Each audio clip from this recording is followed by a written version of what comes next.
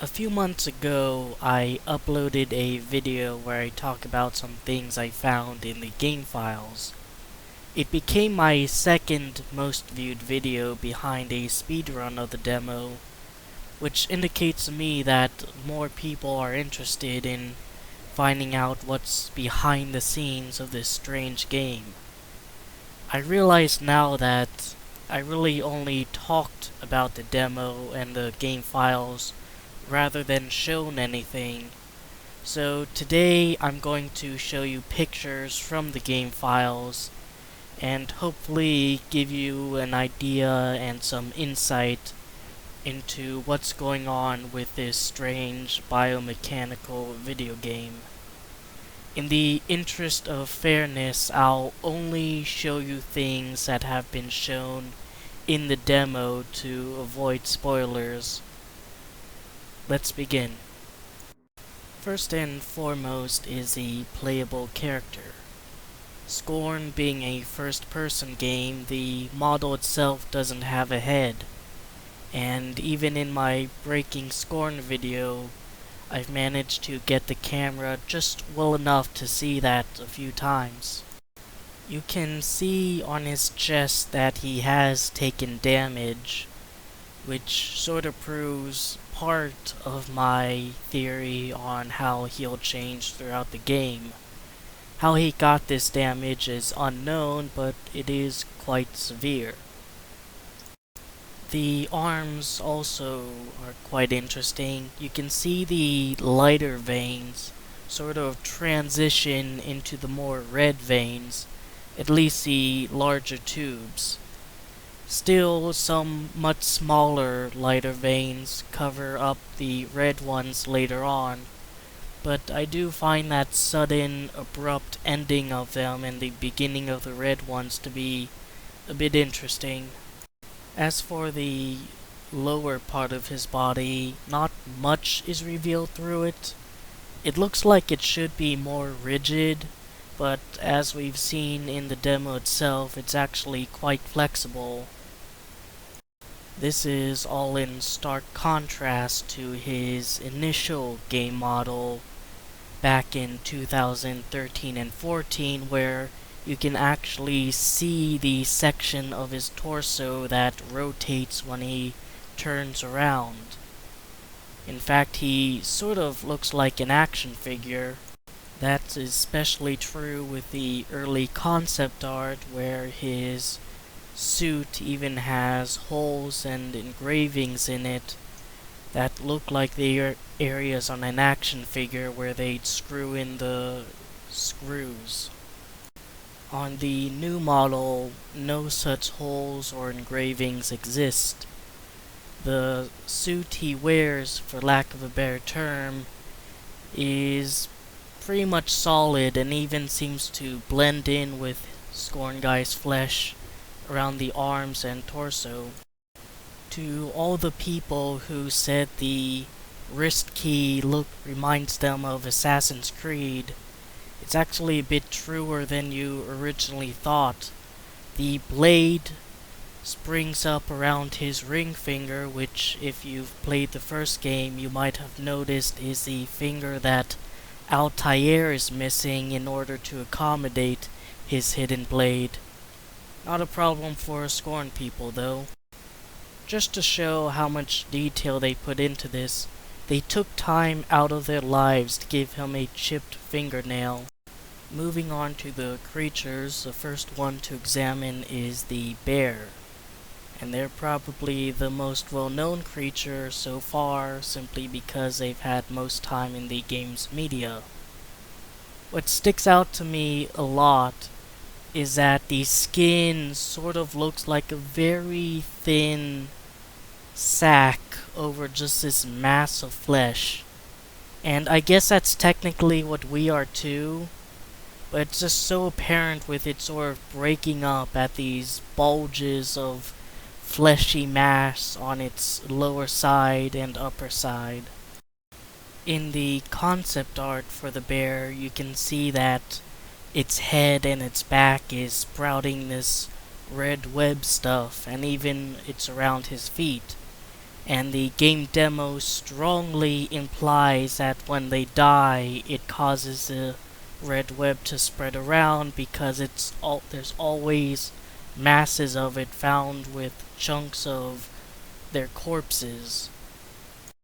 In the game itself, probably due to a limitation in modeling capabilities, they don't have any weed spreading from their heads or backs, but more of this lumpy, gravel-looking texture buried within them. Unfortunately, the only model that exists for the kiwi is coated in blood. There's not actually a lot to say about it in general. It looks very similar to the bear, which makes people think, including me, that it's the same species as it or some variation as it, maybe even part of a life cycle.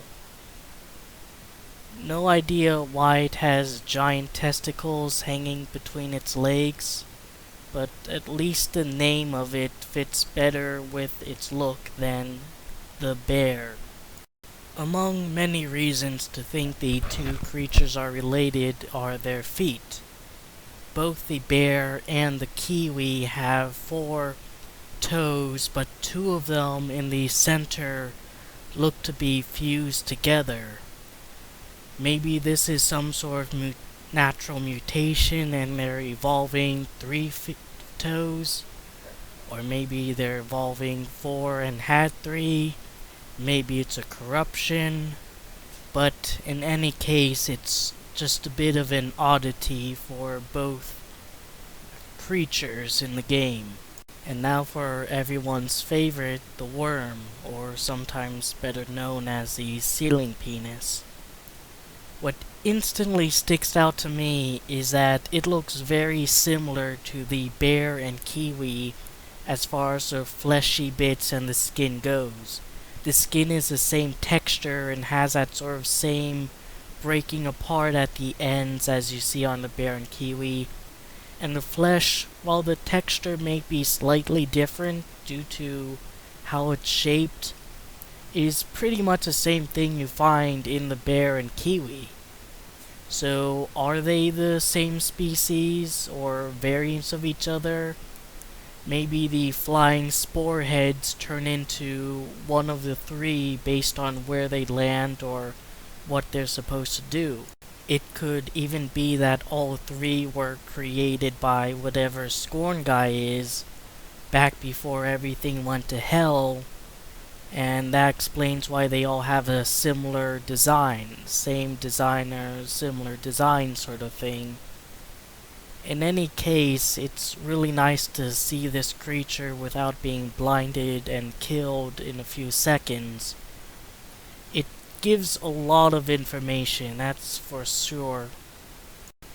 For both the bear and the kiwi, the game files did have pieces or at least just indicators of damage to them. Like in the bear model I showed, it was missing one of its legs, and in the kiwi one, it was covered in its own blood. Well, for people who were frustrated with this entity here, you'll be glad to know that the game files do seem to indicate that it is possible to damage it in the game, where it only showed a low model texture of the glowing bit at its end. In my video, I pointed out that there was something in the files called a stun gun, and since I didn't look at what the models was because I didn't know how, I thought the stun gun was some separate feature that you attach to the shotgun and the handgun because the files tend to use it in relation to those two. As it turns out, it's not a separate thing at all or a separate weapon, but instead the handle to the weapon that Scorn Guy attaches the handgun apparatus and the shotgun apparatus to. I have no idea why it's called the stun gun then. Handle, gun handle, whatever, trigger. it's unknown to me. The weapon seen in most of the game's media is the handgun. If you look at the bottom of it, you'll notice that sort of curved area ending in this sort of sharp wrench-like component. It's in both the reveal trailer and the trailer for the 2013-14 Kickstarter, though a much lower resolution there. Which makes it so odd that it's nowhere to be found on the in-game model, neither in the demo nor the Kickstarter, the new one trailer. One possibility is that they are both different modules for the stun gun, but I have a little bit of doubt about that, mainly because they look way too similar to each other. The shotgun looks very different than the handgun, and both of them look very different than the other weapon mentioned in the game files, which I said was the grenade launcher, and that actually appears in the teaser trailer as well. So maybe they removed it in final modeling, or maybe it really is a different weapon, but that just really sort of stuck out to me as being very strange. Anyways, that concludes my video on the models that I found that are also found in the demo.